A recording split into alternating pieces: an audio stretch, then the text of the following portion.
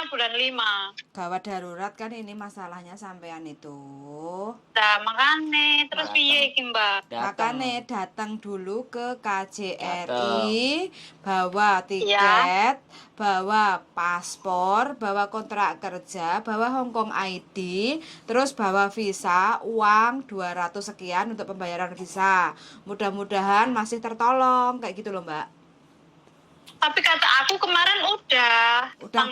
Tanggal kemarin itu udah ke sana. Katanya orang KJRI, ini bisa kamu balik sini baru bikin juga bisa. Kan visamu masih ada sampai bulan 8 gitu.